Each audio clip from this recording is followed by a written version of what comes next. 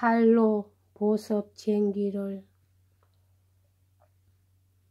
윈스턴과 클레멘타인은 1946년의 처음 석 달의 대부분을 미국에서 보냈다. 모란경은 윈스턴에게 추운 몇 달 동안은 영국을 떠나 있는 것이 현명할 것이라고 말했다. 윈스턴은 미국서 휴식을 취하면서 많은 공사의 약속을 가졌다. 윈스턴은 워싱턴에서 트루만 대통령과 회담했고 버지니아 주의 리치몬드 의회에서 연설을 했으며 마이애미 대학과 컬럼비아 대학에서 명예학위를 받았다. 그는 루스벨트 대통령의 가정집인 하이드 파크에 들렀고 그의 무덤에 헌화를 했다. 뉴요크에서는 뉴요크시의 금성 훈장을 받았다. 이 모든 행사에 윈스턴은 클레멘타인을 수행토록 했다. 사라는 크리스마스 바로 전에 공군 여자 보조 부대에서 제대하고 비행기 편으로 마이애미의 부모님에게로 왔다. 1946년 1월 18일에 어머니는 필자에게 편지를 보냈다. 우리들은 48시간 전에 이곳 열대 지방의 열 속에 도착했다. 그런데 똑같은 날인데도 밤이 되자 우리들은 살랑거리는 야자나무와 회색 하늘 사이에서 추워 몸을 떨었단다. 아빠는 그림을 그릴 수 있을 정도로 정착이 되지 않았다. 그날 늦게 날씨가 좀 좋아지자 아빠는 물속에 비친 야자나무의 그림을 그리기 시작했다. 아빠가 유달리 쌀쌀한 곳에 있는 우울한 소나무 밑에 앉아 계실 때 나는 아빠의 어깨에다 모포쇼를 얹어 들었단다. 그늘 밑에 앉아 그림을 그리던 윈스턴은 약간의 오한을 느꼈다. 그래서 모두들 다소 걱정을 했으나 다행히 아무 일도 없이 그냥 지나갔다. 그래서 어머니는 1월 2일에 필자에게 다시 편지를 썼다. 다행히도 아빠는 회복되었단다. 아빠의 열은 그다지 높지 않았으나 정상으로 내리지 않았기 때문에 아빠는 아주 조바심을 내셨다. 그러나 오늘 아빠는 수영을 하셨는데 수영은 몹시 좋아하시더라. 날씨는 더할 나위 없이 좋고 밤새도록 귀뚜라미가 울었단다. 바다는 아름다웠으며 물은 70도란다. 아빠는 진럼이라는 카드 놀이를 새로 배워가지고 침대에 있을 때는 밖에 있을 때나 밤낮으로 이 카드 놀이를 즐기셨다. 그리고 아빠는 그림 2장을 시작하셔서 우리 모두는 이 편지를 받고 안심했다. 필자는 랜드노 플레이스에 있는 필자의 부대에서 이러한 긴 편지들을 주고받으면서 부모님들과 연락을 취했다. 차트웰은 추운 날씨에도 불구하고 모든 일들이 그대로 진행되었다. 1월 23일에 필자는 부모님들께 보고했다. 독일 포로들은 열심히 일하고 있어요. 큰 나무를 자르면서 나는 엄마와 아빠가 보고 싶어서 가끔 집에 가봐요. 윈스턴과 클레멘타인이 집에 돌아오기 바로 전에 필자는 개인적으로 흥미있는 뉴스가 있어서 3월 12일에 어머니한테 편지를 냈다. 엄마를 또 보고 싶어요. 그리고 저는 참으로 기뻐요. 어머니의 생일과 저희 제대가 4월 1일로 되었어요. 퀸 메리호는 3월 26일에 부두에 도착했기 때문에 필자는 부모님들을 맞이하기 위해 사우템프턴으로 갔다. 그곳에는 나만 있는 것이 아니었다. 필자는 일기장에다 다음과 같이 기록했다. 사우템프턴과 교회에 이르기까지 사람들이 모여 아빠의 귀국을 환영하기 위해서 기다리고 있었다. 그리고 28번지에 있는 집 문 주위의 쌀쌀한 어둠 속에는 약간의 사람들이 모여 윈서턴을 기다리고 있었다. 필자가 어머니에게 설명한 바와 같이 4월 1일은 어머니와 필자에게는 특별한 날이었다. 필자는 이날 아침에 공식적인 제대 절차를 밟은 다음에 어머니의 생일 케이크를 들고 사라와 랑데말의 여사와 함께 차트웰로 갔다. 부모들과 나나와 그리고 필자는 같이 저녁을 먹고 어머니의 생일을 위해 축배를 든 다음에 어머니의 생일 케이크를 잘랐다. 필자는 제대를 했으므로 민간인들이 갖는 즐거움과 여러 가지 일에 신경과 정력을 돌렸다. 이번 봄과 여름의 필자는 어머니와 같이 화랑과 박물관 그리고 전시회에 갔다. 주말이면 항상 차트웰로 갔다. 차트웰의 생활은 즐거워지기 시작했다. 따라서 클레멘타인은 차트웰에서 즐거움을 누릴 수 있었다. 테니스 코트가 보수되었고 어머니는 정원에 대해서 다시 관심을 갖게 되었다. 그 다음 2~3년 동안 윈서턴에게는 명예가 쏟아져 들어왔다. 그리고 많은 감동적인 포상과 명예 수여식에 클레멘타인은 윈서턴을 수행했으며 클레멘타인은 거의 항상 영광스러운 찬사를 받았다. 윈서턴의 일생에 있어서의 클레멘타인의 역할 그리고 클레멘타인의 전쟁 중의 활동은 모든 사람들에 의해서 인정을 받은 것이 틀림없었기 때문이다.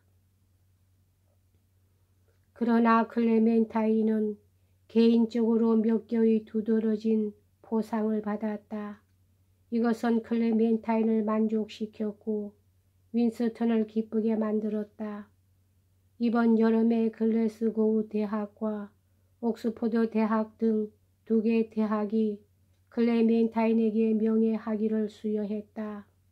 글래스고우 대학에서는 법학 박사 학위를 수여했고 옥스퍼드 대학에서는 민법학 박사 학위를 수여했는데 윈서턴은 클레멘타인의 박사 수여식을 참관했던 것이다. 1944년과 1951년 사이에 프랑스, 벨기에, 네덜란드, 룩셈부르크, 스위스, 노르웨이, 덴마크 등 유럽의 7개국 순회들과 정부에서는 그들의 수도로 윈서턴을 공식적으로 영접했다.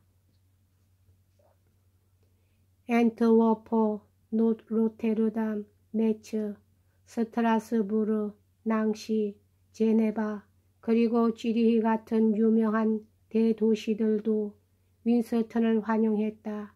이 많은 환영식에 클레멘타인은 윈서턴을 동반했다. 이들 여러 나라 도시들은 윈서턴에게 최대의 포상을 했고 가장 훌륭한 선물을 증정했다.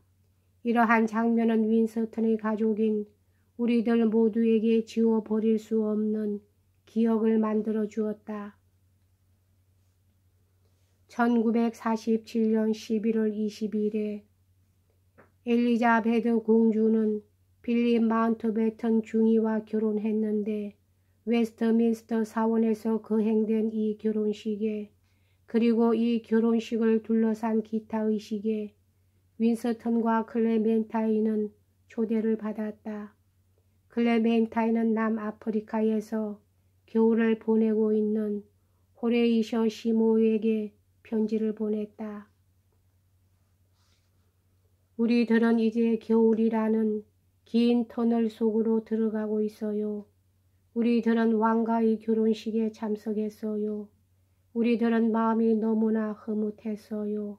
사실이라고 믿기에는 너무 훌륭한 결혼식이었어요.